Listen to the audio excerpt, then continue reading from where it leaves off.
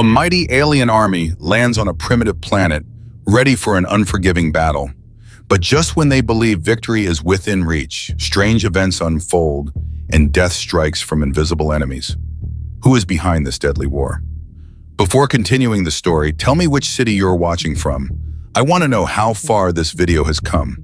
Don't forget to like and subscribe to the channel so I can send you exciting stories like this every day. The shuttle landed gently on the ground, hard steel squashing gentle blades of grass as it began to offload its troops. 3,000 Zarvani, ape-like with 4 arms and heavy legs, all clad in traditional armor. They rapidly marched out of their transport and stood to attention in their ranks for their 21 officers. This was one of many rites of submission the Great Compact allowed. Humanity, a new species, a new race, new faces in the universe, had been brushed aside by the Compact as a backwater barbarian race owing to their internal strife. So many of the empires and great nations invoked the right of submission, a right where the locals would be challenged to a duel between 2 warring forces. The process was simple. A war would take place that would have 2 static units engaging in war over territory. No more than 15,000 men per side would be allowed to commit to the conflict. The loser would permanently forfeit any claim to the system, but could invoke against any other system to try their luck again at any time. Even the homeworld could be invoked. If the defender loses the battle, they would immediately abandon all operations and leave the system. If they refused, the entire compact would attack them and wipe them out. It was easier and simpler than mass genocide or outright warfare, and costed less lives and resources. It was a system that worked, and to make it fair for local primitives or other such civilizations, the rite would be conducted on their own home turf to give an advantage. The Gracanti were expecting an easy victory as they massed on a small island archipelago on the human world Aetheris 6, a jungled world surrounded by volcanoes and dense brush. This would be easy, not only because a jungle was their own natural element, but also due to a technological advantage they had. Plasma pistols and laser cannons would be all too easy to defeat the humans' primitive pulse rifles and projectile weapons. After all the troops disembarked and waited for their barked orders, they stood to attention, checking weapons. A bright red flash of light in the sky from a large flare signaled the start of the rite, and the general began a speech. All present puffed their chests with pride and held their heads high. This would be an easy victory, they thought. Their sensory gear could pick up no movement anywhere or see anything nearby. The general stopped in his tracks, let out a soft moan of pain, then collapsed dead on the ground. A soldier broke ranks and attempted to provide aid only to find a small hole in the back of the general's head. Green blood now stained his hands.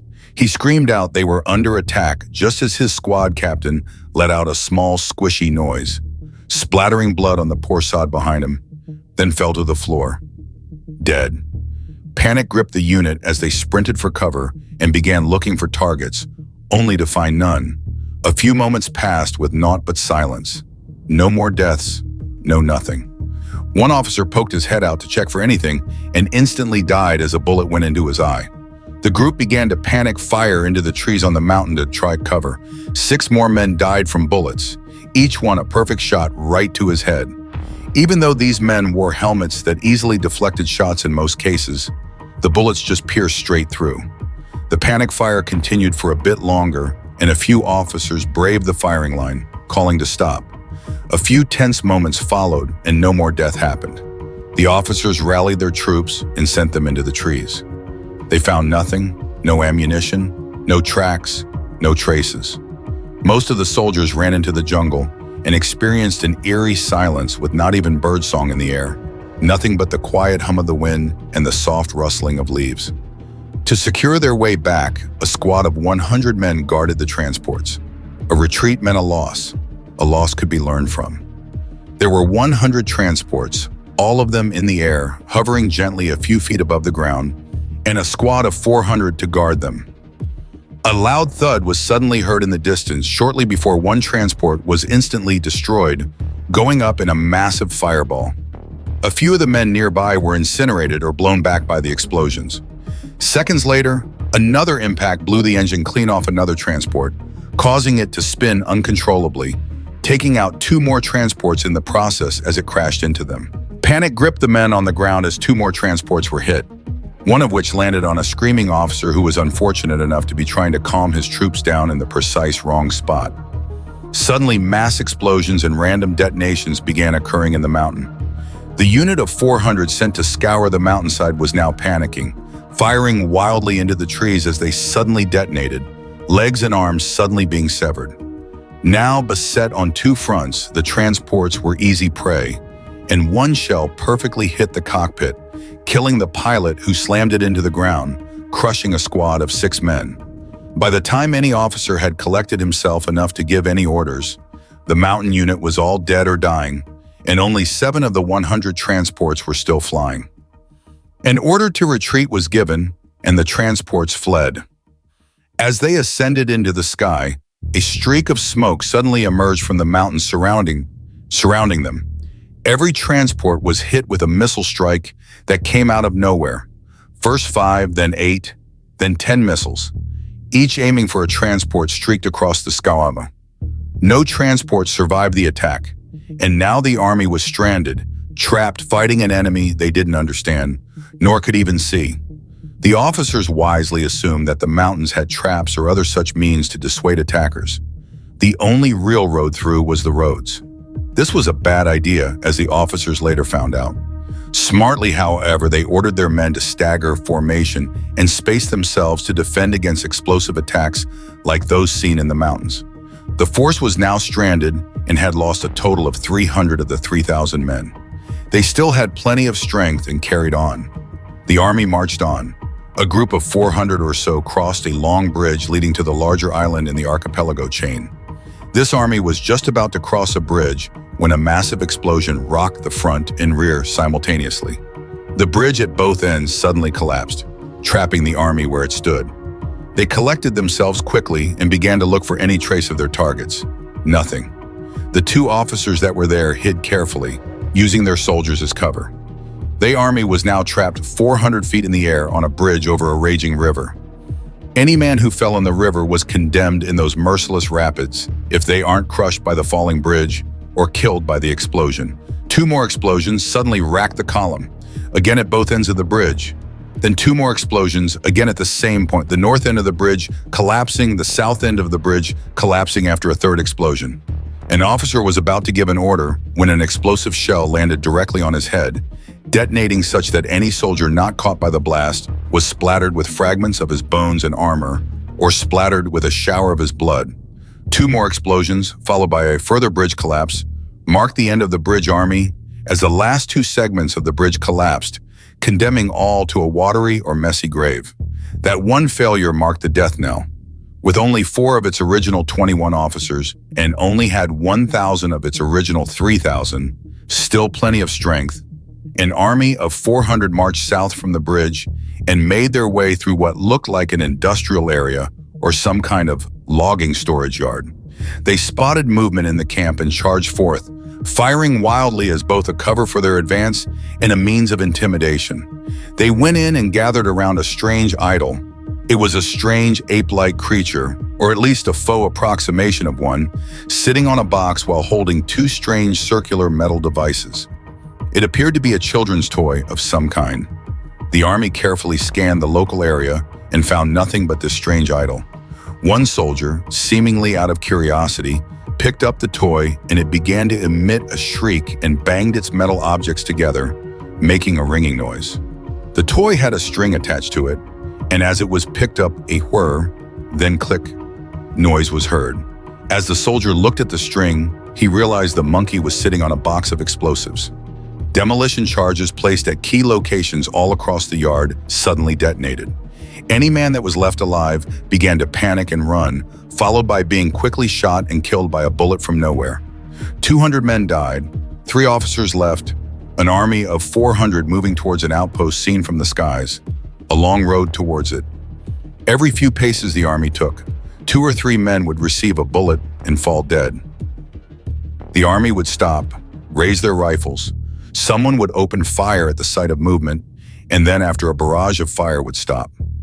Sudden ambushes from the trees of automatic gunfire would spray the road down, killing a few men, then suddenly stop. Remaining soldiers would run up into the mountainside or the jungle and find nothing. A few of the men sent to investigate would not return to formation. A slow whittling of troops as they approached the outpost had them broken and fearful. The officer in charge, barely capable of keeping his men together, was out in the open. He realized this too late, as his head suddenly disappeared in a shower of bone and blood. With the officer dead, there was nothing stopping the army from panic firing wildly before their forces were hit by a series of explosions seemingly from above. There were no aircraft to be seen, and no enemy could be found. As the army was whittled down, one man was all that was left. It was here the first human warrior was seen. He emerged from the jungle and approached the Graconte holding an automatic rifle. It was a human wearing green armor that looked like fabric, with the only metal in his armor being interwoven plating around his chest and the helmet on his head.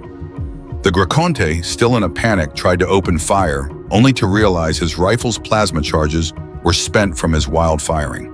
The human approached, getting within spitting distance, and aimed his weapon, emptying the ammunition clip into the Graconte warrior. Then, with a sadistic smile, vanished back into the trees.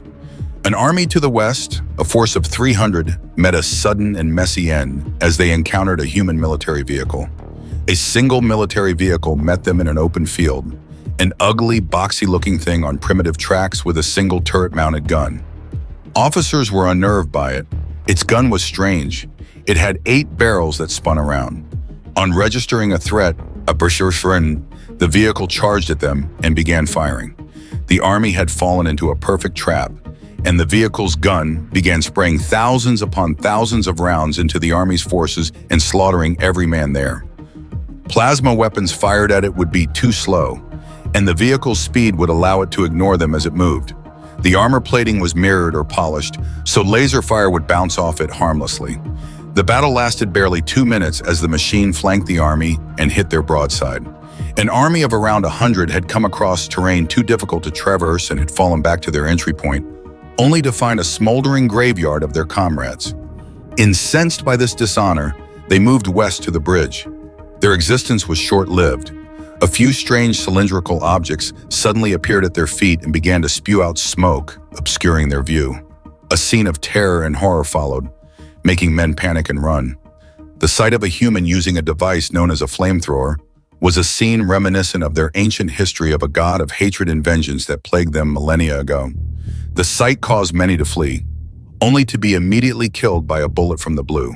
Those that stood their ground or failed to run in time were engulfed by a blazing inferno that scorched their skin and boiled them in their own armor. Seeing that the world in the open was a means of death, the last 300 men carefully made their way through the terrain and tried to avoid the roads and open areas. 100 of those men fell prey to random bullets from nowhere, traps in the trees or terrain pits.